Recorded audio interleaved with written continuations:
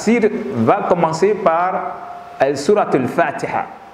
Surat al-Fatiha, donc c'est la première sourate chronologiquement, mais ce n'est pas par la révélation. C'est-à-dire que cette sourate, elle a des noms. Et donc parmi ces noms-là, il y a la Fatiha qui veut dire l'ouverture. Lorsqu'on ouvre le Coran, on l'ouvre sur cette sourate qui est notée sourate 1. Donc c'est avec elle qu'on ouvre le livre. Donc c'est pourquoi c'est appelé Surat al-Fatiha. Donc parmi ces noms aussi, vous allez trouver al-Kitab, c'est-à-dire la mère des livres. Ça c'est le nom aussi de cette sourate. Al-Kitab, parce que Allah subhanahu wa ta'ala a voulu que ce soit, c'est-à-dire la mère du livre, c'est le résumé de tout le Coran. Le Coran il est constitué de 114 sourates. Et Allah subhanahu wa ta'ala a voulu que cette sourate soit la sourate dans laquelle on peut résumer tout ce que Dieu voudrait nous expliquer par le truchement du Coran. Et donc Dieu l'a résumé dans cette sourate-là. Donc ça c'est aussi son nom, al-Kitab, la mère du livre. As-Sab' al-Mathani, Allah subhanahu wa ta'ala a voulu que ce soit appelé aussi les 7 versets récités, puisque Dieu il va le dire dans son livre وَلَقَدْ آتَيْنَاكَ سَبْعًا مِنَ الْمَثَانِ وَالْقُرْآنَ الْعَظِيمِ. Donc Dieu dit, nous t'avons donné les 7 versets qui sont récités constamment et le livre révélé lui-même. Donc le Coran est appelé le Coran et comme on appelle cette sourate qui est récitée plusieurs fois dans la journée, dans notre prière, est appelée As-Sab' al-Mathani parce que c'est la sourate par excellence qui doit être dans toutes les prières, qu'elles soient obligatoires ou surrogatoires. Donc elle est constituée de 7 versets. C'est bon de le savoir, c'est constitué de 7 versets. Et comme les sourates sont soit des sourates makkiya révélées à la Mecque ou sourates madaniya révélées à Médine, alors elle a été révélée à la Mecque, au prophète sallallahu alayhi wa sallam. Alors vous trouverez que les ulémas vont dire aussi que ça a été révélé aussi à Médine. Mais il faut savoir que ça a été révélé. La majorité des ulémas vont nous dire c'est ce qui est vraiment fondé. Ça a été révélé au prophète sallallahu alayhi wa sallam depuis la Mecque. Alors ça a été révélé une autre fois avec la dernière partie de Surat al-Baqarah pour dire combien de fois la sourate est importante. Alors c'est appelé aussi Ash-Shafiya, c'est-à-dire la sourate qui peut guérir. Ça c'est le nom de Surat al-Fatiha aussi. Parce qu'un disciple du prophète sallallahu alayhi wa sallam qui s'appelait Abu Sa'id al-Khudri, lui il était dans un groupe, c'est-à-dire Dieu a fait que le prophète sallallahu alayhi wa sallam il envoyait souvent ses disciples dans des excursions. Il était dans un groupe, ils vont arriver dans un village, alors demander l'hospitalité à ces gens-là, ils vont refuser de leur accorder l'hospitalité. Donc ils vont quitter le village et ils vont se mettre hors du village. Et Allah subhanahu wa ta'ala fera que le chef du village, il va recevoir la morsure d'un scorpion. D'autres vont dire que c'est un serpent. Alors, ils étaient là, ils cherchaient maintenant un moyen pour le soigner. Et puis quelqu'un va dire, mais est-ce qu'il ne serait pas mieux d'aller demander à ceux dont on a refusé l'hospitalité, qui sont des étrangers, s'ils ont un moyen de soigner notre chef? Et c'est ce qu'ils vont faire. Ils vont dépêcher des gens qui viendront trouver les disciples du prophète et poser la question. Alors, ils étaient là, et Abu Sa'id al-Khudri, qui était même un jeune, lui, il va dire, oui, on a quelque chose qui peut soigner la morsure du scorpion, mais ça sera à condition que vous nous accordez aussi quelque chose en retour. Parce qu'on a demandé l'hospitalité, vous avez été méchant, c'est bon d'accorder l'hospitalité à quelqu'un qui vient chez vous, même quand la personne n'est pas musulmane. Il faut accorder l'hospitalité, c'est un être humain. Donc ici, c'est pourquoi il y a des éléments qui vont même dire que c'est Dieu qui a envoyé ce scorpion pour qu'ils viennent mordre leur chef et qu'on découvre une fois de plus la valeur de cette sourate. Abu Sa'id al-Khudri va dire, on a quelque chose. Les autres disciples qui ne savaient pas, ils étaient étonnés. Lui dit, vous l'amenez, mais j'ai dit bien à condition que vous payiez quelque chose. Ils vont dire, qu'est-ce que tu veux? Il a dit, ah, vous allez nous donner un troupeau de moutons si vraiment on a pu le guérir. Ils ont dit, il n'y a pas de problème. Et quand il va se présenter, alors il va lire Surat al-Fatiha 7 fois sur cette morsure de scorpion. Et le chef va se remettre sur pied comme s'il était en train de faire semblant. Subhanallah. Et les autres vont être étonnés. Ils vont lui dire, mais comment tu as su que ça peut soigner? Ah, il a dit, mais moi j'ai regardé les versets qui constituent cette sourate. Alors, ils vont drainer ces animaux-là jusqu'à devant le prophète parce que après ils ont eu peur. Est-ce que si on a pris cette paye-là et qu'on s'est distribué, on a mangé, est-ce que ça ne sera pas un péché? Donc, ils ont dit, bon, on va retourner au prophète et lui poser la question. Quand ils vont venir, ils vont raconter l'histoire. Et le prophète va dire, lorsque vous allez partager, ne m'oubliez pas, je veux ma part même dans ce que vous avez eu. Et il va faire exprès, il va poser la question à Abu Saïd al-Khudri en lui demandant aussi, comment tu as su que ça pouvait se soigner? Il a dit, messager de Dieu, j'ai regardé ce que Dieu dit dans cette sourate et j'ai compris que ça pouvait soigner. Et donc, c'est pour vous dire que le prophète sallallahu alayhi wa sallam, il permet qu'on puisse soigner avec cette sourate. Et Dieu lui-même le dit aussi dans le Coran. وَنُنَزِّلْ مِنَ الْقُرْآنِ مَا هُوَ شِفَاءٌ وَرَحْمَةٌ لِلْمُؤْمِنِينَ وَلَا يَزِيدُ الظَّالِمِينَ إِلَّا خَسَارًا. Dieu dit, nous allons révéler aussi dans ce Coran des parties qui pourront être remèdes pour ceux qui croient. Voilà, le Coran est remède pour ceux qui croient. Et que ça sera une perte pour ceux qui vont renier l'existence du Coran, qui vont renier la prophétie du prophète et qui vont renier même l'existence de Dieu. Vous trouverez des gens qui diront que bon, Dieu n'existe pas. Donc le Coran ne pourra pas te soigner parce que tu n'y crois pas. Alors, pour dire que Allah subhanahu wa ta'ala, il a voulu que le prophète sallallahu alayhi wa sallam définisse cette sourate aussi comme la sourate qu'on peut appeler Ummul Quran. Donc c'est Ummul Kitab, c'est Ummul Quran, ça veut dire la mère de ce livre. Comme je l'ai dit, tout le Coran se résume par cette sourate. C'est pourquoi on peut appeler ça en français le prologue. C'est-à-dire le prologue qui veut dire l'introduction. C'est ce qui introduit l'homme dans ce livre-là. Et Allah subhanahu wa ta'ala, il a voulu que le prophète sallallahu alayhi wa sallam nous dise aussi des choses qui vont nous montrer maintenant les spécificités de cette sourate-là. Les spécificités de cette sourate. Donc, en un, alors on peut dire que sa lecture est indispensable dans toutes les prières, qu'elles soient obligatoires ou surrogatoires. Ça, c'est la première spécificité. La deuxième spécificité, on peut voir que c'est la sourate qui est lue 17 fois par jour par tout croyant, si vraiment toi tu pries. Donc, quand on regarde les 5 prières quotidiennes, ça veut dire que 17 fois par jour, nous lisons cette sourate-là. Alors les autres sourates s'ajoutent à elle et c'est au choix de l'imam ou bien de quelqu'un qui est en train de prier seul. Quand tu as fini de la réciter, alors tu prends une sourate de ton choix. C'est pourquoi tu verras qu'il y a peut-être des jours et des jours, tu n'as pas récité l'une des sourates du Coran. Mais il n'y a pas de jour où cette sourate-là n'a pas été récitée. Et comme je l'ai dit, sa spécificité aussi, c'est que c'est récité dans toutes sortes de prières, que ce soit la prière mortuaire, que ce soit la prière pour chercher la pluie. En tout cas, toutes sortes de prières ne peuvent se faire qu'en en lisant cette sourate.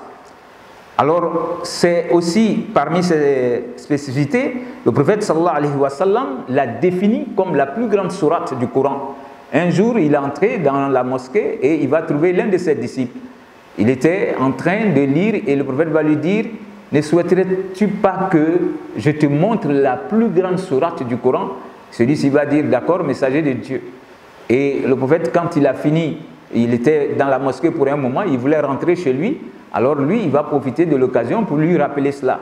Il va dire, messager de Dieu, tu m'as dit que tu vas me donner le nom de la plus grande sourate du Coran.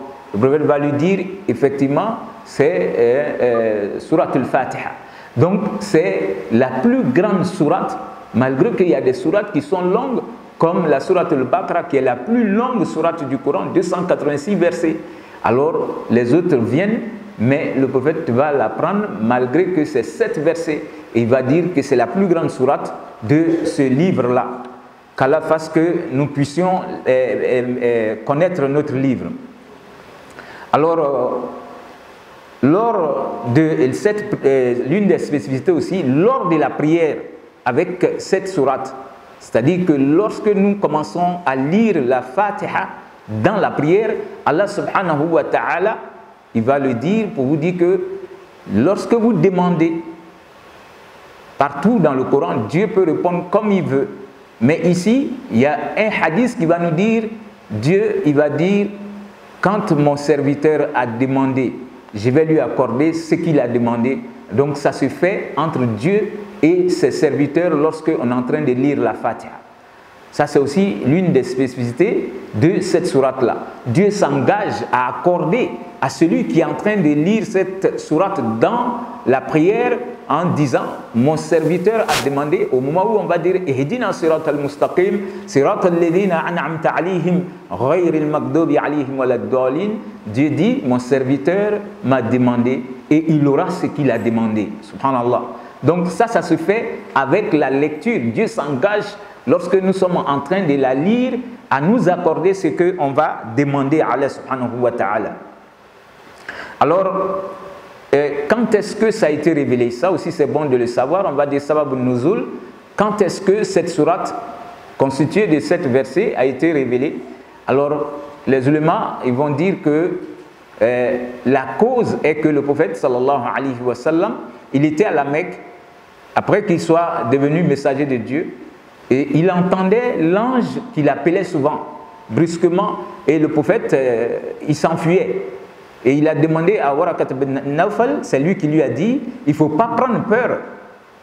Quand tu vas encore entendre l'appel de l'ange, il faut répondre la baik. Parce que le prophète entendait Ya Muhammad et il essayait de s'enfuir. Donc ce monsieur qui attendait sa venue, qui n'était pas musulman mais qui attendait la venue du prophète puisque lui il avait connaissance des livres qui ont précédé le Coran. C'est lui qui va dire au messager de Dieu, ce que tu as vu là ne doit pas te faire peur, c'est l'envoyé de Dieu, qui est Jibril, il est venu pour tous les grands messagers et c'est toi qui es le dernier messager de Dieu. Quand tu vas entendre ton nom, il ne faut pas prendre peur, il faut l'écouter, il faut lui dire je suis là et il faut écouter. Effectivement, alors le prophète, quand il sera appelé, il va garder son sang-froid et il va dire la baik. C'est là il va lui dire de lire cette sourate qui est sourate al-Fatiha. Donc c'est pourquoi ceux qui disent que ça a été révélé à la Mecque, alors c'est ce qui est vraiment fondé, c'est une sourate de la Mecque. Et donc ça a été révélé dans cette circonstance-là. Et ça a été dit que ça a été révélé à Médine, puisque sourate al-Baqarah, la majeure partie, ou la sourate même a été révélée à Médine, mais la dernière partie de sourate al-Baqarah, donc quand ça devait être donné au prophète, Allah subhanahu wa ta'ala fera que le prophète un jour il va entendre un bruit dans le ciel, il va lever les yeux et il va voir qu'une porte s'est ouverte dans le ciel.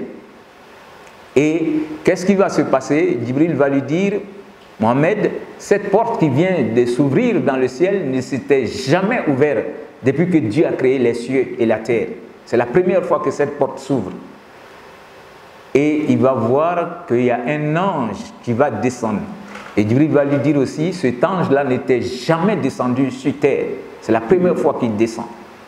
Et quand lui va descendre maintenant, alors Allah subhanahu wa ta'ala, il va faire que Jibril va lui donner l'information. Il va dire que Dieu a envoyé, c'est-à-dire une partie de cette sourate qui est Baqarah. Dieu avait écrit cette partie du Coran, c'est-à-dire ce passage-là. Amana ar-rasul bima unzila ilayhi min rabbih wal mu'minun kullun amana billahi wa malaikatihi wa kutubihi wa rusulihi jusqu'à la fin, ça fait 2 versets. Alors cette partie est sourate al-Fatiha. L'ange va faire que le prophète va connaître cela. Il va dire que Dieu a écrit un livre, c'est-à-dire 1000 ans avant de créer les cieux et la terre. Et il a sorti un passage de ce livre qui vient donner à ta communauté. Ça ne fait que demander à Dieu des choses qui sont importantes et qui sont profitables pour nous. Alors, cette partie du Coran et Surat al-Fatiha sont des honneurs pour le prophète.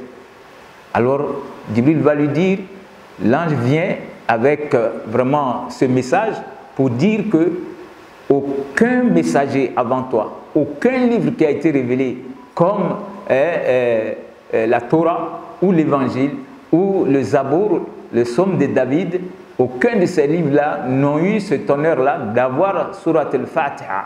Et cette partie du Coran qu'on te révèle pour compléter Surat al-Baqarah viennent pour te dire que Dieu t'a accordé les bénédictions qui sont là-dedans. Puisque Surat al-Fatiha, la fin, c'est qu'on demande à Dieu de nous guider sur le droit chemin, le chemin de ceux qu'il a comblés de ses bienfaits. Et qui nous épargne, qu'on ne suit pas le chemin des gens qui sont, c'est-à-dire qui ont encouru la colère de Dieu et des gens qui sont égarés. C'est ce qui est vraiment la Surat al-Fatiha concrètement. Mais la fin de Surat al-Baqarah, le prophète viendra dire, ces deux passages-là peuvent suffire lorsque vous êtes dans la nuit, si vous avez lu آمن الرسول بما أنزل إليه من ربه والمؤمنون كل آمن بالله وملائكته وكتبه ورسله لا نفرق بين أحد من رسله وقالوا سمعنا وأطعنا غفرانك ربنا وإليك المصير لا يكلف الله نفسا إلا وسعها لها ما كسبت وعليها ما اكتسبت ربنا لا تؤاخذنا إن نسينا أو أخطأنا ربنا ولا تحمل علينا إصرا كما حملته على الذين من قبلنا ربنا ولا تحملنا ما لا طاقة لنا به واعف عنا واغفر لنا وارحمنا أنت مولانا فانصرنا على القوم الكافرين. Ce ne sont que des bénédictions pour nous. Mais Dieu, il promet au prophète que ça a été exaucé pour le prophète. Ça veut dire que la communauté du prophète Mohammed sallallahu alayhi wa sallam, quand on sait imiter ce messager-là, et quand on sait prendre l'exemple sur lui, Wallah, nous sommes dans une vie de tranquillité et on aura le paradis. Voyez-vous? Donc on vient, on lui annonce à Médine aussi, pour achever Surat al-Baqarah, que Surat al-Fatiha est cette partie du Coran qu'on doit faire l'effort de mémoriser, chers frères et sœurs. Cette partie que je viens de lire, il faut tout faire pour la mémoriser. Parce que si tu connais cette partie, tu connais Ayat al-Kursi, tu connais les 10 premiers versets de cette sourate al-Baqarah, le prophète va dire dans un hadith, si tu peux les lire après ta prière de l'aube ou ta prière de Maghrib, ces 3 parties qui sont de sourate al-Baqarah, si tu peux les lire, Dieu protège d'abord ton âme, ensuite tes biens, ensuite ton honneur et ta famille. Ces 4 choses sont protégées si tu as pu lire les 10 premiers versets de Surat al-Baqarah et ensuite Ayat al-Kursi et cette partie que je viens d'achever. Si tu peux les lire après ta prière de l'aube, ces 4 choses sont protégées. Si tu peux les lire aussi après le coucher du soleil qui est Maghrib, après ta prière de Maghrib, ces 4 choses sont protégées dans la nuit jusqu'au matin. Voyez-vous, pour vous dire que le croyant, à partir du livre, tu te protèges, tu n'as pas besoin de bagues, tu n'as pas besoin d'amulettes dans ta poche, tu n'as peur de rien. Pourquoi? Parce que le Créateur lui-même te protège. Subhanallah. Donc il faut faire l'effort de connaître ce livre. Alors pour dire qu'il y a eu ces 2 révélations ou ces 2 manières de dire que le prophète sallallahu alayhi wa sallam, ses disciples, c'est eux qui racontent quand est-ce qu'ils ont remarqué que telle partie du Coran a été révélée et dans quelles circonstances. Donc c'est pour vous dire que ceux qui disent que ça a été révélé à la Mecque, c'est ce qui est vraiment fondé, mais ça a été encore révélé pour donner l'honneur aux messagers avec cette partie du Coran qui est Surat al-Baqarah, le verset 286, 285, 286. Alors ceci dit, nous allons maintenant venir au tafsir même de la sourate elle-même. Allah subhanahu wa ta'ala, il va nous dire ba'da a'udhu billahi minash shaitanir rajim, bismillahir rahmanir rahim. Alors ici quand Dieu dit bismillahir rahmanir rahim, qui signifie au nom de Dieu, Ar-Rahman le clément, Ar-Rahim le miséricordieux. Donc ça commence par bismillahir rahmanir rahim. Alors vous trouverez que il y a des ulémas aussi qui vont dire que Bismillahir Rahmanir Rahim ne fait pas partie de la sourate. La majorité vont dire que ça ne fait pas partie de cette sourate Al-Fatiha. Alors vous allez trouver que Bismillahir-Rahmanir-Rahim se retrouve au début de toutes les sourates du Coran, sauf une seule sourate qui est sourate Tawbah. Alors, donc d'autres diront que cette sourate commence par Alhamdulillahi Rabbil Alamin. Alors d'autres vont dire Bismillahir-Rahmanir-Rahim en fait partie. Donc c'est bon de le connaître. C'est pourquoi même dans la lecture, vous allez trouver que le prophète sallallahu alayhi wa sallam, lorsque lui, il faisait une prière qui se fait à haute voix, il commençait par la lecture à haute voix par Alhamdulillahi Rabbil Alamin. Mais il n'arrêtait jamais de faire précéder la lecture par Bismillahir-Rahmanir-Rahim qui faisait à voix basse. Ça sont des choses aussi qu'il faut connaître. Si vous êtes derrière un imam qui fait sortir Bismillahir-Rahmanir-Rahim, Alhamdulillahi Rabbil Alamin, ne faites aucun problème, ça peut se faire. Alors, chaque fois que vous êtes derrière un imam aussi, alors il va murmurer d'abord, ensuite vous allez entendre Alhamdulillahi Rabbil Alamin. Il ne faut pas dire, mais pourquoi il n'a pas dit Bismillahir-Rahmanir-Rahim? C'est qu'il a dit cela à voix basse. Donc, Bismillahir-Rahmanir-Rahim. Alors, quand on dit Bismillah, ça c'est le début de toute bonne chose. Le prophète va nous dire Kullu amrin dhi balin lam yubda' bi bismillah fa huwa abtar. Toute chose importante qui ne débutera pas par Bismillah devient une chose vile sans importance. Et donc chaque fois que vous voulez poser un acte qui est sublime, qui est important, il faut dire Bismillah pour que ce soit béni. Donc pour manger, il faut dire Bismillah. Si tu ne le fais pas, Dieu nous a tous alloué un Satan. Et ce Satan-là, il va manger avec toi. Ce qui fera que tu vas même finir désassiété sans te rendre compte. Parce que tu n'es pas seul à manger en ce moment. Donc le musulman ne commence pas sa nourriture s'il n'a pas dit Bismillah. Alors quand il a fini de manger, il doit dire Alhamdulillah.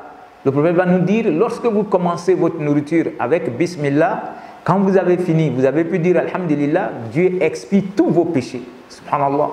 Vous n'aurez ça nulle part si ce n'est pas en islam.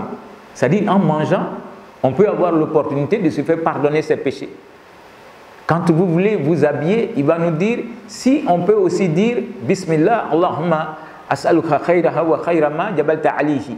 Ou bien, avant de porter l'habit, vous avez pu dire Alhamdulillahi allazi kasani hadha wa razaqanihi min ghayri hawlin minni wa la quwwa. Et vous avez dit Bismillah pour porter votre habit. Dieu expie tous vos péchés.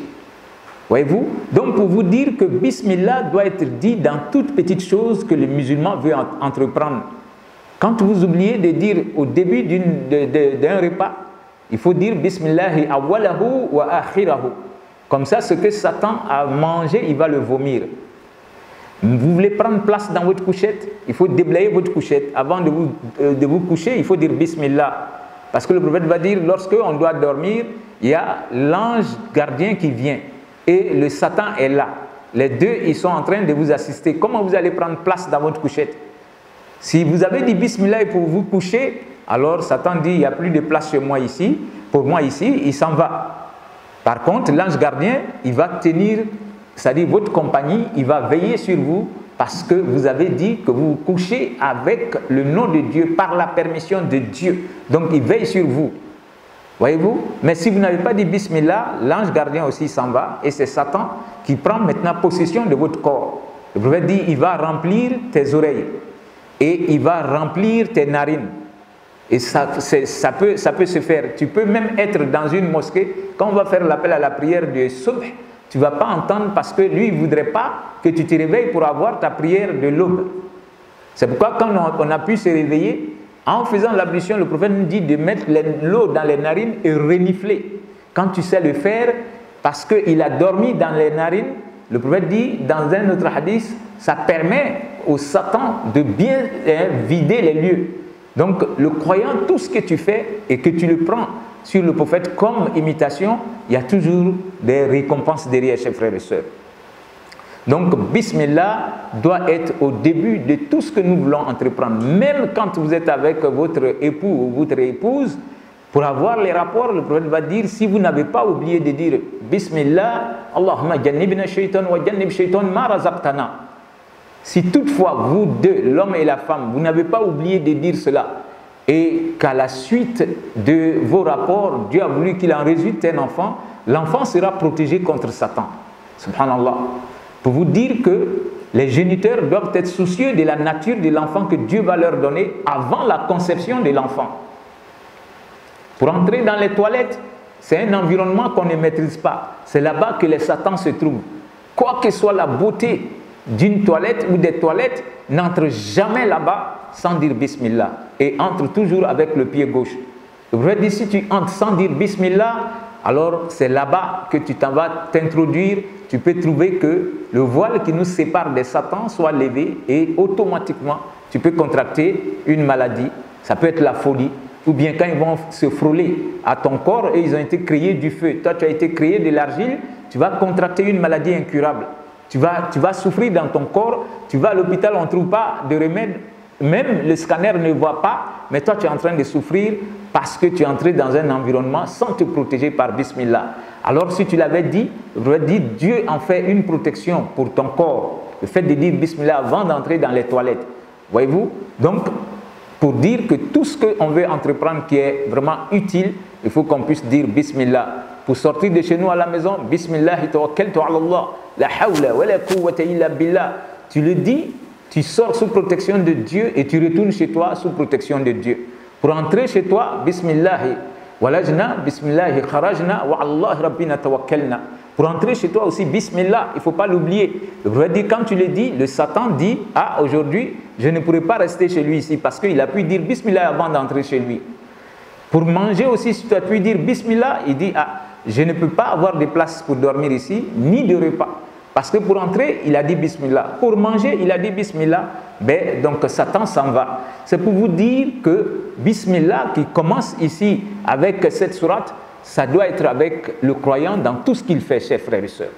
Donc Allah subhanahu wa ta'ala nous bénisse. Donc Allah, il va dire que lui, il est Ar-Rahman, le clément. Alors on va dire, c'est lui qui donne sa clémence à toutes ces créatures dans l'existence. Donc il est clément avec celui qui est croyant comme celui qui n'est pas croyant. Tous ceux qui vivent sur terre, même qui réfutent son existence, il leur donne sa clémence. Alors il est le très miséricordieux, Ar-Rahim. Alors c'est lui qui va réserver maintenant sa clémence à ceux qui seront croyants, qui l'ont adoré convenablement et qui sont morts avec cette foi-là. Lorsque on sera à l'au-delà, la clémence de Dieu sera accordée à ceux qui l'ont adoré ici avec foi et qui ont suivi la voie du prophète sallallahu alayhi wa sallam. Alors après l'avènement du prophète Mohammed sallallahu alayhi wa sallam, si vous avez suivi une autre voie, ça ne sera pas accepté. C'est Dieu qui le dit dans son livre. وَمَنْ يَبْتَغِي غَيْرَ الْإِسْلَامِ دِينًا فَلَنْ يُقْبَلَ مِنْهُ وَهُوَ فِي الْآخِرَةِ مِنَ الْخَاسِرِينَ.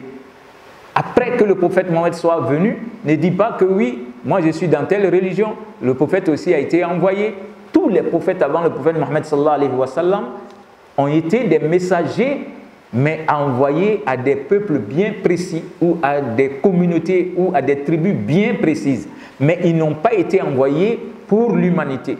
Celui qui a été envoyé pour l'humanité, c'est le prophète Mohammed sallallahu alayhi wa sallam. C'est pourquoi après qu'il soit venu, si vous voulez adorer Dieu avec un autre moyen, avec une autre voie, Dieu dit ça ne sera pas accepté. Inna ad-dina 'inda Allahi l'islam. La religion agréée par Dieu est l'islam. Si vous retournez dans l'existence, vous retournez à Dieu sans que vous ne soyez en train d'adorer Dieu par la voie que le prophète nous a montrée, vous devenez perdant. Subhanallah. Donc Allah poursuit en nous disant Alhamdulillah Rabbil Alamin. Louange à Dieu qui est le maître de l'univers. Cette phrase, elle est petite aux yeux de l'être humain aussi. Le fait de dire Alhamdulillah, Wallahi, lorsque vous pouvez la dire dans tout ce que Dieu vous a confié, il bénit ce qu'il vous a confié. Ça peut être votre santé, ça peut être le statut que Dieu vous a accordé dans la société. En tout cas, chaque fois que Dieu il fera un bien pour vous, n'oubliez pas de dire Alhamdulillahi Rabbil Alamin. Parce que Dieu le promet, la in shakartum la azidannakum. Si toutefois vous êtes reconnaissant pour moi, sachez que je vais bénir ce que je vous ai confié. Tu as eu un mariage, il faut dire Alhamdulillah. Tu as eu une voiture, tu as eu une maison, Alhamdulillah. Alors, il y a d'autres manières de rendre grâce à Dieu aussi. On peut dire Alhamdulillah avec sa langue. Ensuite, on fait 2 rakats pour Dieu. Tu fais l'ablution et tu donnes 2 rakats pour dire Seigneur, merci d'avoir réalisé ça pour moi. Ce n'est pas parce que je suis plus fort que les autres que je l'ai eu, c'est partagé.